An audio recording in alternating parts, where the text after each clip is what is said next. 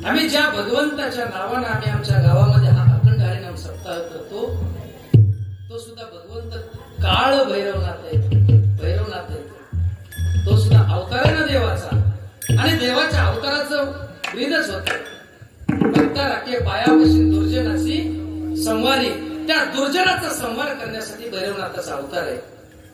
आम्हाला माहिती आहे ना, तो भैरवनाथाचा अवतार हा शिवाचा अवतार आहे. शिवाच्या उजव्या दंडातून असा नुसता हात झळकला आणि भैरवनाथाची मूर्ती प्रकट झाली. देवाचे अवतार जे असतात ना, ते आपल्यासारखे आपण जसं जन्माला येतो तसे अवतार नसतात देवाचे. ते आयोनी संभव असतात, ते प्रकट होतात. देवाचा अवतार असतो, देवाचा जन्म असतो, तो प्रकट दिन असतो, तो जन्म नसतो, ते प्रत्यक्ष प्रकट होतात. भैरवनाथ प्रकट झाले आणि ती मूर्ती अशी उभा राहिली. त्या भैरवनाथाचे पाय होते पाताळात आणि मस्तक होतं स्वर्गामध्ये. का प्रकट झाले भैरवनाथ? भगवान शंकराला क्रोध आला आणि हात झटकला. का क्रोध आला? भगवान शंकराचा अवमान झाला. सगळ्यात रागीत जर दैवत कुठलं म्हटलं तर भगवान शंकराचं आहे बरं का. त्यांना भगवान शंकराला सारखं शांत करावं लागतं. म्हणून भगवान शंकराच्या पिंडीवरती आपण पांढऱ्या रंगाचं फुल व्हायला पाहिजे. पांढरा रंग असा आहे की ते मनाला शांती देतं. भगवान शंकराला जर शांत करायचं असेल, आमचे भाई भक्त गुलाबाची फुलं वाहतात, अगदी त्या गणपतीला वाहतो आपण काय म्हणतो त्याला, जास्वंदीचं फुल लाल कलरचं असतात. माझी विनंती आहे, आता इथं काय अधिकार मला माहित नाही, महाराजांना पक्क माहिती आहे की भगवान शंकराच्या पिंडीवरती लाल फुल नका वाहू. तुम्हाला व्हायचं असलं तर व्हा, त्याच्याबद्दल आम्ही तुम्ही म्हणता आमच्या पिढ्याने पिढ्या ते वाहत आलोय, वा, आमची काय म्हणणं आहे. पण तुम्हाला जर भगवान शंकराला प्रसन्न करून घ्यायचं असेल, पांढरं फुल व्हा, नसेल तर तांदूळ व्हा, पाया पडा, नतमस्तक व्हा. त्यांना शांत करावं लागतं. अतिशय क्रोधित दैवत. भांडणं लागली होती, तू श्रेष्ठ का मी श्रेष्ठ. कुणाची लागली होती? भगवान विष्णूची ब्रह्मदेवाची लागली होती. म्हणजे ही श्रेष्ठ, तू मोठा का मी मोठा, तुला लय येतं का मला लय येतं, ही आताच नाही, ते त्यांच्यापासून आलेलं आहे ना. आपण तरी का टाकायचं ते? भक्तांचं भांडणं लागली. म्हणले ब्रह्मदेव म्हणले मी सृष्टी निर्माण केली, मी मोठा आहे. विष्णू म्हणला मी पालन करतो, तू कसा मोठा. भांडणं लागली. भांडणं मिटवायला कोणाकडे? भांडणं मिटवायला आले भगवान शंकराकडे, आणि अनेक ऋषींकडे गेले, अनेक मुनींकडे गेले, अनेक साधूकडे गेले. त्या साधूंनी सांगितलं तू बी मोठा नाही, तू बी मोठा नाही. मोठा कोण आहे? ज्यांच्यामुळे तुम्ही जन्माला आहात, ज्यांच्यामुळे तुम्ही हे सगळं निर्माण करू शकलाय, तो भगवान शिव मोठा आहे. त्यांना राग आला. त्यांच्या मुखातून शिवाबद्दल अपशब्द बाहेर पडले. शिवाला कळाले, ते शिवाकडे आले. त्यांना राग आला. शिवानं हात झटकला. भैरवनाथाची मूर्ती निर्माण झाली आणि त्यांना सांगितलं, त्यांच्या पुढे सांगितलं, तुम्ही कोण श्रेष्ठ आहे तुम्हाला बघायचंय का? हो बघायचंय. असं कर, हा जो माणूस निर्माण झालाय ना, त्याचं मस्तक स्वर्गात आहे. ब्रह्मदेवा तू स्वर्गात जा आणि याचं मुख पाहून ये. आणि विष्णूला सांगितलं तू पाताळात जा आणि याचं चरण पाहून ये. जो आधी येईल तो श्रेष्ठ.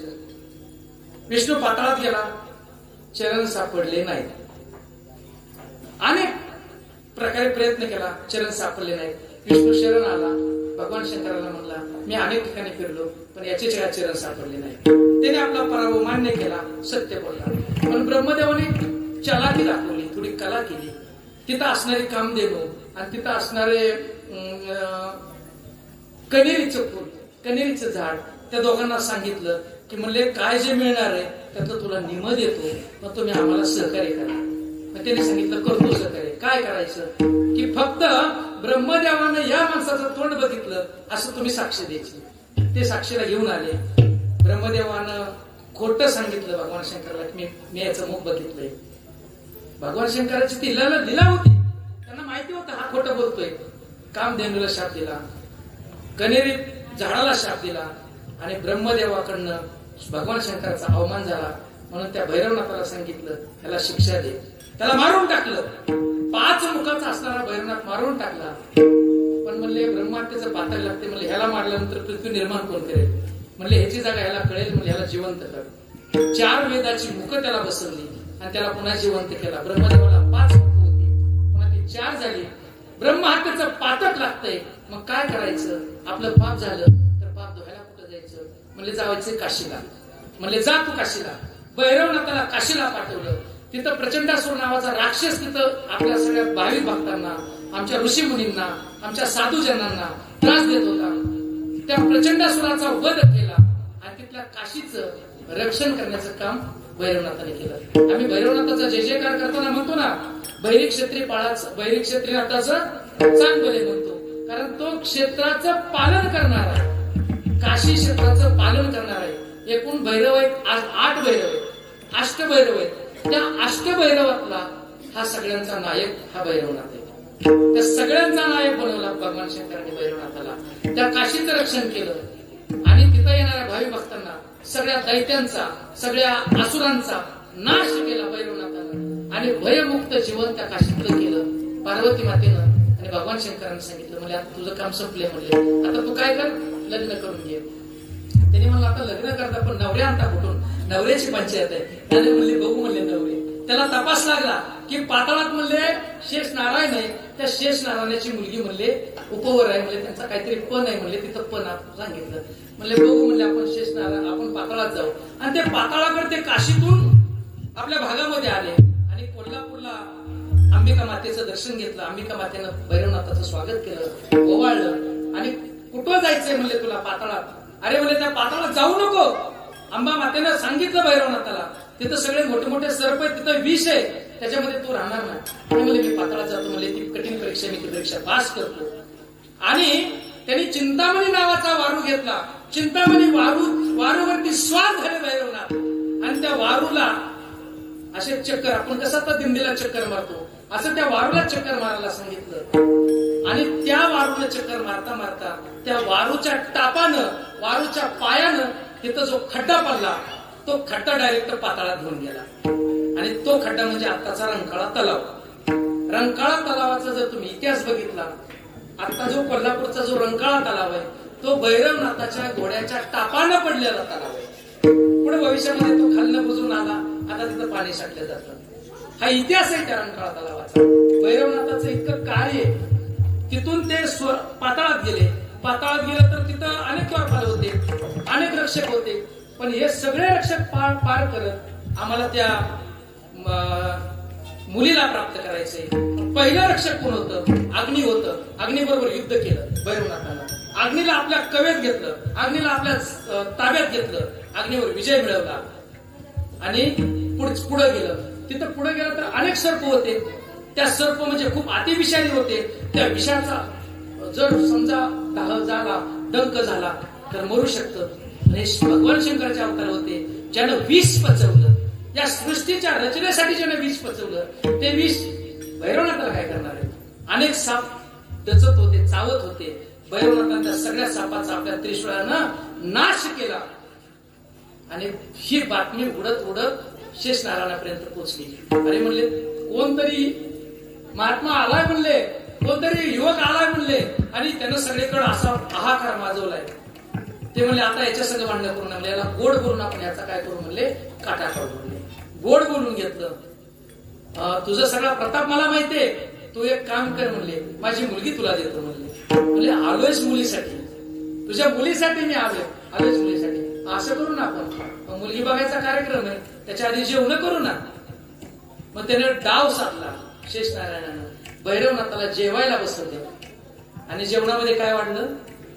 विष वाढलं जेवणामध्ये. परीक्षा घेतली शेष नारायण भैरवनाथाची. पण तो भैरवनाथ होता, तो शिव होता.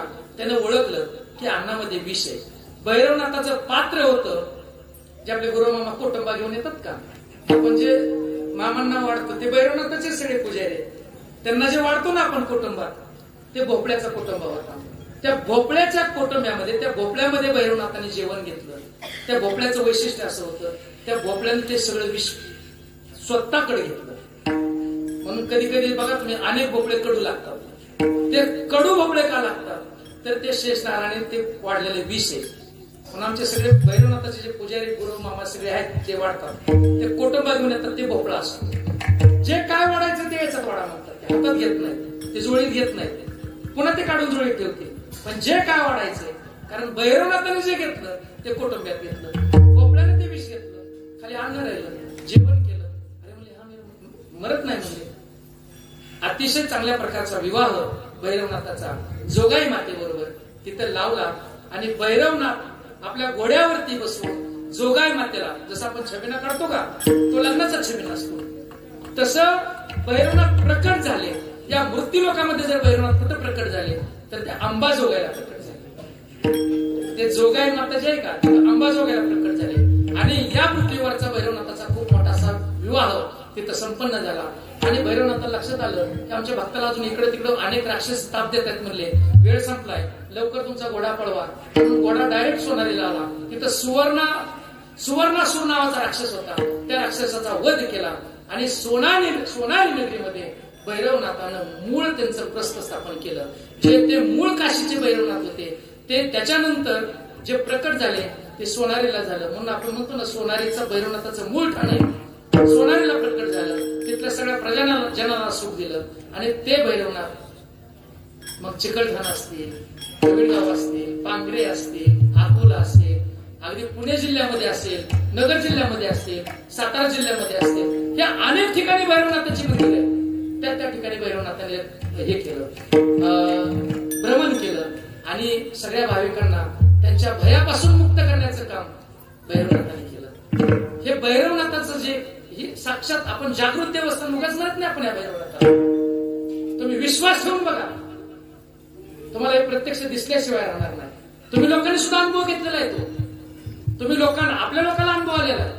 म्हणून तर आम्ही इटलाला काय बी म्हणत बाबा ती काय रागाला जात नाही, आम्ही तिकडं तुकोबांना काय म्हणत ती बी रागाला जात नाही, पण या माणसाच्या या देवाच्या नादाला कोणी लागत नाही. इथं बोललं की खरंच बोलावं लागतं का, हे कडक स्वरूपाचं दैवत आहे.